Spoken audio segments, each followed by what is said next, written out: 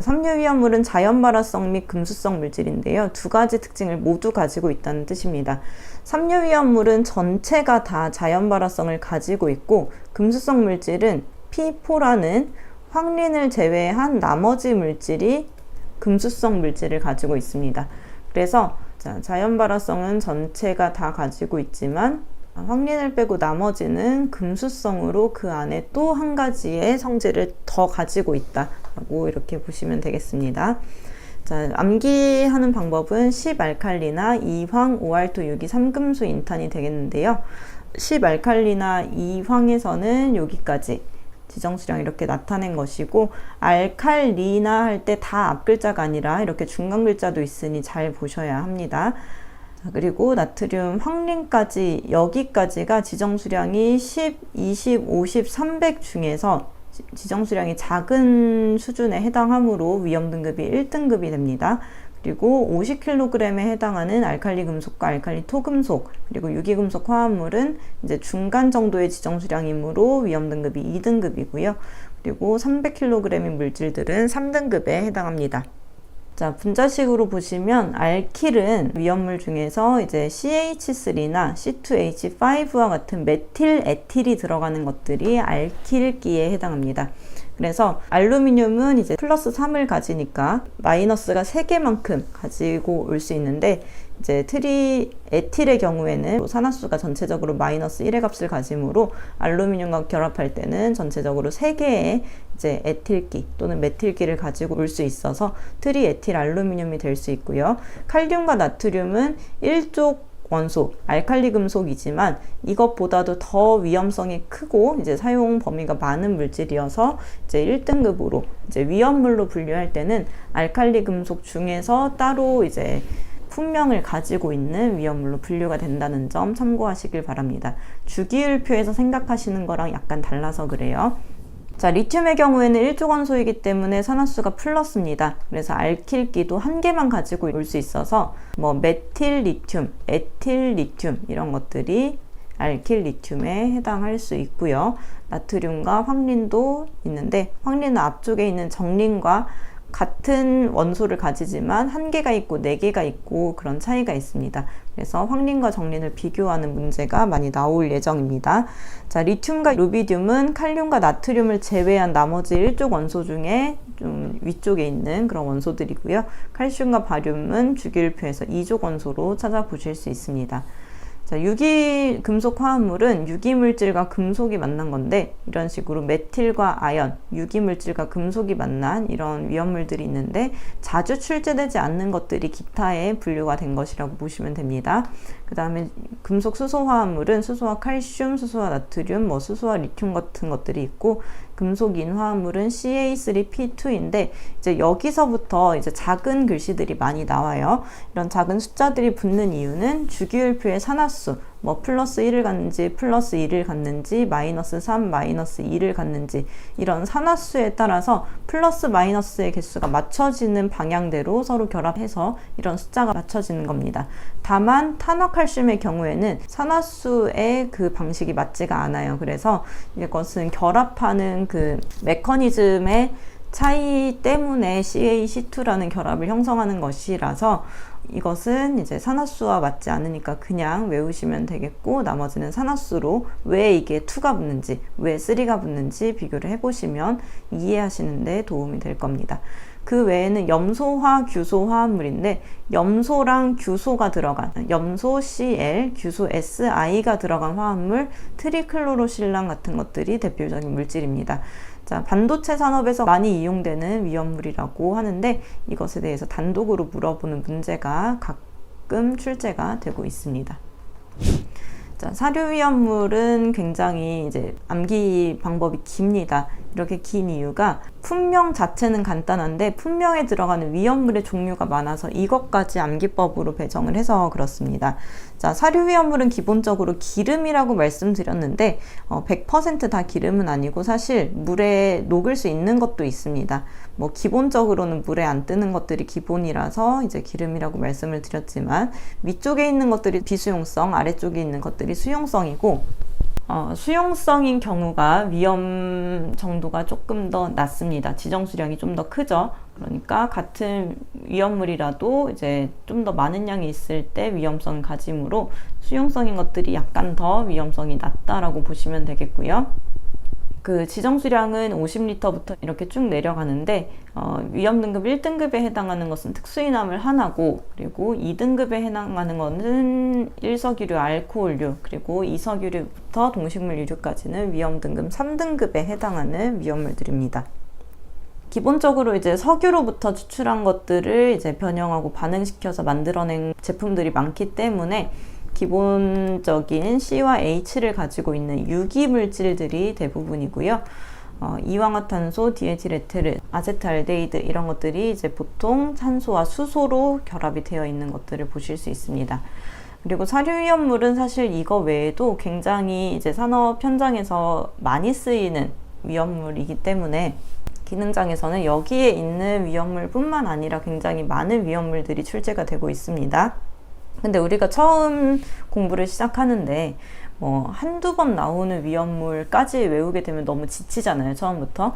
그래서 여러분들이 암기하실 때는 일단 위쪽에 암기법을 기본으로 어떤 위험물들이 있는지 분자식까지만 먼저 암기를 하신 다음에 이 뒤에 부분은 기출문제에서 나올 때 그때 참고하시는 걸로 하시면 더 마음의 부담이 조금 덜해지실 겁니다. 자, 이런 종류들이 있는데 결합하는 방식에 대해서 보시면 되겠고, 비슷한 것들인데 분명히 달라지는 것들 몇 가지만 볼게요. 자, 알코올류 같은 경우에는 메틸 알코올, 에틸 알코올과 같이 OH가 붙은 것들은 알코올입니다. 근데 이 위험물에서 분류하는 알코올은 탄소가 1개부터 3개까지, 즉 메틸, 에틸, 프로필까지만 알코올입니다. 그래서 알코올류로 들어가는 것은 프로필까지고, 아래쪽에 보시면 부틸 알코올, 이소아밀 알코올, 부탄올 이런 것들, 탄소 4개, 탄소 5개, 6개 이런 식으로 탄소수가 많아지는 알코올들은 제2석유류이면서 알코올은 수용성일 것 같지만 비수용성에 해당한다는 점, 이런 특징이 있고요. 그리고 이석유류 수용성에 해당하는 아세트산, 포름산의 경우에 아세트산은 CH3COO가 H랑 결합한 것, 포름산은 HCOO가 H로 결합한 것입니다. 그래서 이 상태에서는 이석유류 수용성이지만 이 H의 다른 것들, CH3나 C2H5 같은 것들이 반응을 하게 되면 어디로 올라가냐면 포름산, 메틸, 포름산, 에틸, 에틸, 메틸과 같은 이런 1석유류로 넘어가게 됩니다. 자, 아세트산, 포름산은 2석유류지만 아세트산, 메틸, 아세트산, 에틸, 포름산, 메틸, 에틸이 되는 경우에는 1석유류로 된다는 점. 그래서 비슷한 위험물 중에 이제 다른 품명을 가진 것들이 있다는 점을 이제 확인하실 수 있습니다. 자, 오른쪽에서는 특수인화물부터 1석유류, 4석유류까지 위험물을 구분하는 기준인데요. 기본적으로 온도, 어떤 온도냐면 인화점을 기준으로 합니다.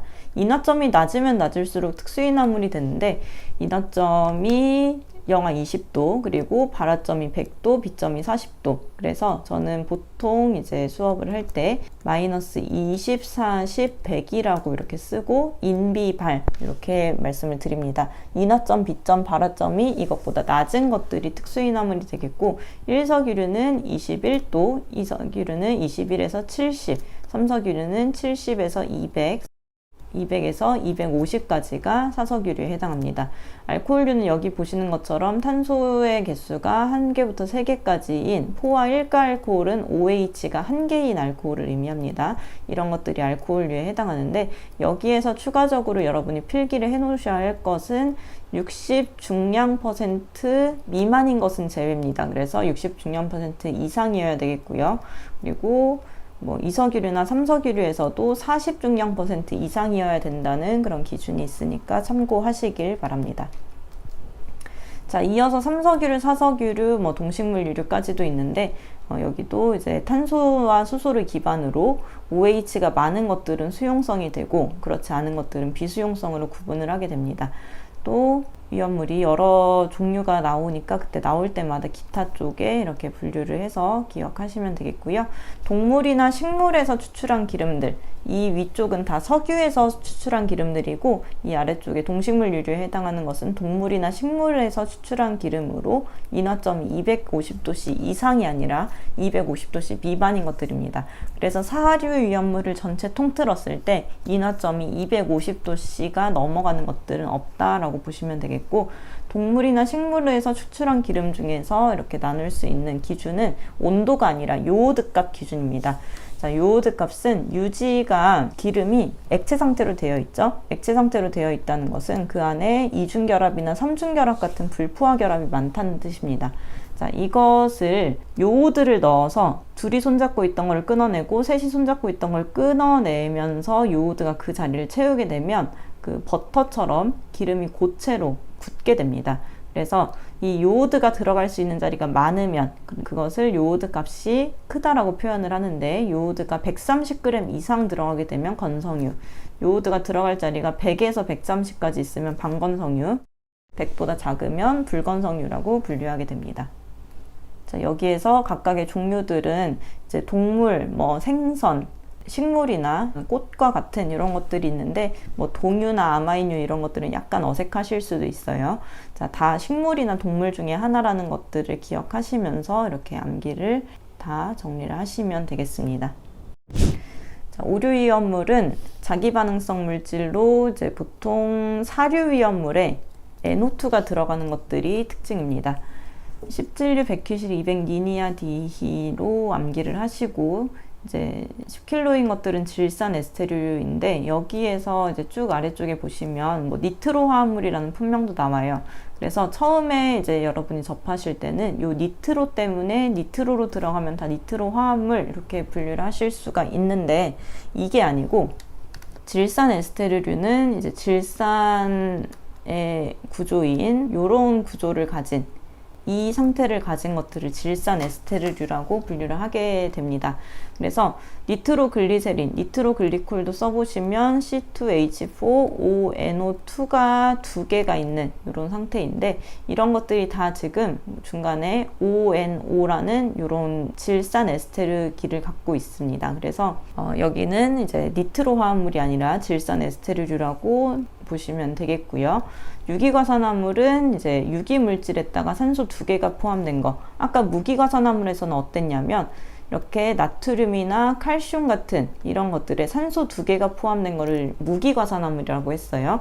그래서 이 자리가 무기면 무기과산화물, 이 자리가 유기물질이면 유기과산화물이 되는 거다라고 보시면 되겠고요.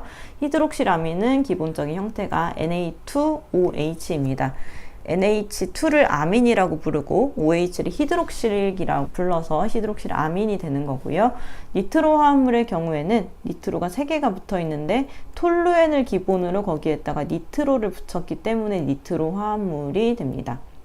자, 그 다음에 니트로 소화합물, 아조화합물, 디아조화합물, 염산 히드라진 이런 것들은 기능사나 산업기사 정도에서는 잘 나오지 않지만 이제 기능장에서는 분자식까지 해서 나오게 되니까 이 부분은 여러분들이 기출문제를 통해서 분자식과 종류들을 조금 더 추가를 하셔야 됩니다. 그래서 제가 이 강의 밑에 올려드리는 그런 기출문제의 목록을 통해서 좀 이 부분은 정리를 하실 필요가 있습니다. 자, 오른쪽에 보시면 이제 니트로가 들어가는 것들을 가지고 몇 류인지 구분해야 되는 경우가 많이 생깁니다. 1, 2, 3, 4번에 니트로벤젠, 디니트로벤젠, 트리니트로벤젠 이런 식으로 여러 가지를 두게 되는데, 자, 여기가 D가 아니고 트리예요, 트리. 자, 우리가 앞으로 니트로가 3개 있으면 트리니트로면 오류 니트로 화합물로 구분을 할 거고요. 니트로가 2개 있어도 오류 화합물, 니트로 화합물로 구분을 할 겁니다. 근데 니트로가 1개가 있으면 사류로 보낼 거예요. 그래서 니트로가 3개 있거나 2개 있으면 오류고, 사류에는 니트로가 1개 있는 것들이 배정된다라는 것을 이제 잘 구분을 하시기를 바랍니다. 자, 육류 위험물은 종류가 적기 때문에 따로 암기법이 없습니다. 근데 이제 각각의 종류마다 특징이 명확하게 있어서 이것들을 구분하는 게 중요한데요. 자, 기본적으로 300kg이긴 하지만 위험 등급이 1등급으로 위험한 물질들입니다. 왜냐하면 이 자체로 산성을 강하게 띠고 있기 때문에 피부에 닿으면 부식성도 심하고 자극성도 있어서 위험 등급이 1등급이 된다라고 보시면 되겠고요. 질산, 과염소산, 과산화수소 다 보시면 H로 시작합니다. 그래서 우리가 어떤 물질에 H로 시작하는 것들은 산성을 띈다라고 보통 이제 그렇게 이해하시면 되기 때문에 거의 다 특히 과염소산과 질산 같은 경우는 산성을 강하게 가지는 물질이고, 과산화수소는 H2O에 강제로 O를 하나 더 집어넣은 방식이기 때문에 보통 낮은 농도에서는 소독제로 많이 쓰이는 물질입니다. 그리고 할로겐 간 화합물 이렇게 되어 있는데 할로겐 원소끼리 결합한 거예요. 그 할로겐 원소 생각하시면 그 전에 했던 CFClBrI 요거를 생각하셔서 뭐 CF2ClBr 이런 것들은 소화약제입니다. 소화약제. 불을 끄는 것들이고 얘는 불이 나는 것들. 여기에서는 탄소가 안 들어갑니다. 즉 FClBrI 중에서 이 중에 이제 할로겐 원소끼리 결합한 게 할로겐 간 화합물이에요. 그래서 브롬과 불소가 결합한 거, 그리고 요오드와 불소와 결합한 거, 이런 것들이 할로겐간 화합물, 육류 위험물이 되고 이것들이 탄소와 만나게 되면 이때는 소화약제가 된다. 그런 차이점을 잘 구분하시기 바랍니다. 자, 위험물들이 계속 비슷한 것들이 다른 성격을 가지는 것들을 구분하는 게 처음에는 많이 헷갈리시기 때문에 기본적인 것들을 먼저 하시고 이제 계속 반복하시면서 같은 점과 다른 점을 구분하는 것이 공부하는 포인트입니다. 자, 여기에서도 위험물의 기준이 나오는데요. 위험물의 기준은 지금 2류, 4류, 6류에서 나오는 내용들입니다. 2류의 경우에는 아까 크기나 농도에 대해서 이제 얘기를 했고요. 4류는 인화점에 대해서 얘기했죠. 그리고 6류의 경우에는 비중과 농도에 대해서 보겠습니다. 육류 위험물 중에서 질산의 경우에는 비중 1.49 이상이고요. 비중은 단위가 없습니다. 단위가 없기 때문에 비중 1.49 이상일 때부터, 즉 비중이 1.40인 질산은 위험물이 아니고 1.50인 질산은 위험물이 된다라는 뜻입니다. 과산화수소는 60 중량% 이상일 때부터 위험물이 되는데 과염소산의 경우에는 위험물의 기준이 따로 없습니다.